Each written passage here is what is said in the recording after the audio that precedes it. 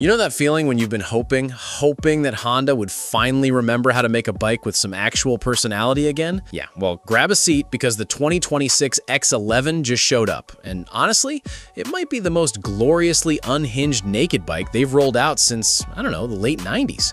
We're talking a liter class mill, a front end that looks like it's squaring up to throw hands with your favorite European hyper naked, and a price? Let's just say KTM and Ducati owners might want to look away now. By the time we're done here, you'll get why dealership phones are suddenly ringing off the hook in ways nobody saw coming. All right, first things first, the million-dollar question. What is an X11 anyway? If you weren't throwing a leg over bikes back in '99, you totally missed out on one of the strangest, most lovable oddballs Honda ever dreamt up. So here's the deal. They took the CBR 1100XX Super Blackbird's heart, back then one of the fastest production monsters on Earth, and crammed it into this bare-knuckle street fighter with a radiator shroud that looked like it belonged on an F-16. But it wasn't just for show, funnily enough. That thing actually generated downforce at speed and helped cooling, which was pretty wild engineering for a bike that was supposed to be a stripped-down brawler. Huge 22-liter tank, a frame designed to flex just enough so you could feel what the tires were doing, and enough mid-range grunt to make your shoulders pop in second gear. Then they killed it off in the early 2000s, and for 20-plus years it became this cult legend, something you'd only hear old-timers ramble about at bike nights or in some obscure forum thread. Until, well, now. And look, Honda didn't just dust off the nameplate and slap it on some forgettable commuter. Nope, they went right back to that original recipe and gave every single bit of it a 2026 makeover. So let's get into the meat of it, because this isn't some lazy retro cash grab, trust me. Under all that aggression sits a 1000cc liquid-cooled inline-4. Sound familiar? That's because it shares DNA with Honda's CBR 1000RR Superbike platform, same family doing time in their current flagship nakeds. But here's the twist. The engineers went and retuned the fueling, tweaked the cam profiles, all to chase that original X11 vibe. Big, flat, usable mid-range torque instead of some peaky screamer that only wakes up past 10,000 RPM. Peak power? 152 horses. Torque? Just shy of 80 pound-feet. Numbers that would have been straight-up sci-fi in 1999, and honestly still keep it competitive today. It's mated to a 6-speed box with Honda's e-clutch deal, meaning you can ride it old school with the lever or let the bike handle clutch duties when you just want to focus on the road ahead. It's a little detail, sure, but it tells you Honda wasn't chasing warm fuzzies, they were chasing relevance. Now, here's where things get juicy, because the chassis is where Honda really leaned into the X11's identity. They went with a twin-spar aluminum frame tuned with a deliberate amount of lateral flex. Same idea as the original, so you get actual feedback through the bars, instead of that numb, sterile feeling. Up front, a 41mm inverted Showa fork, fully adjustable, paired with a remote reservoir piggyback shock out back. Brakes come from radial mount 4-piston calipers biting dual discs up front. Stopping power the old bike couldn't even dream of. And yes, before you ask, the fuel tank pays homage. Big, bulbous 19-liter unit, not quite the 22-liter behemoth of yesteryear, but still good for a genuine 200-plus mile range, because apparently someone at Honda remembered that some of us actually, ride places. But let's be real, the first thing everyone's gonna gawk at is that radiator shroud. Honda brought it back, and they went all in. It's not just a tacked-on styling gimmick, it's functional, channeling airflow and cutting buffeting at speed, just like before.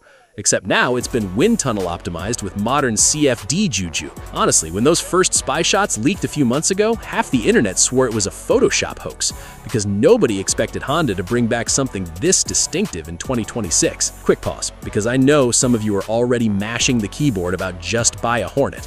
And okay, fair. The CB1000 Hornet SP is brilliant. Cheaper, no arguments there. But the X11 isn't trying to be the bargain bin special. It's reaching for something else. Character. The bike that makes people do a double take at the gas station, not just another anonymous silhouette in a sea of angry insects. Different strokes, different folks. Moving on.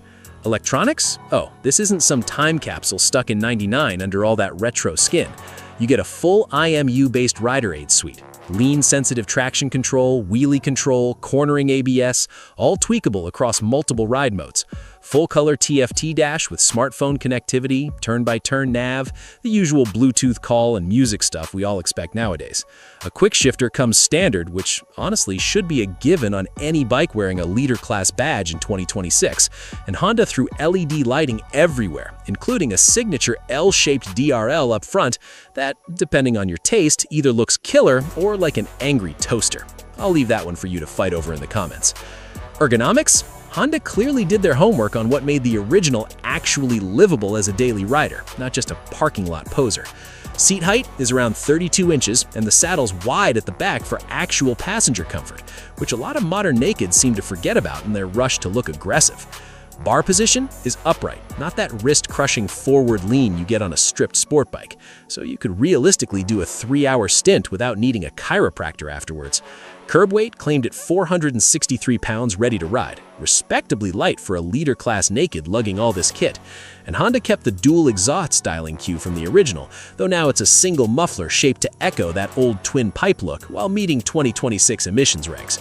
Because let's face it, nobody's bringing back actual dual cans in this climate, much as we'd all love that. Color options? They lean right into the personality. You've got a deep candy chromosphere red that mirrors the most iconic original shade, a more subdued matte gunmetal for the stealth crowd, and a tribute pearl white and blue scheme that's a direct nod to Honda's late 90s naked bike livery.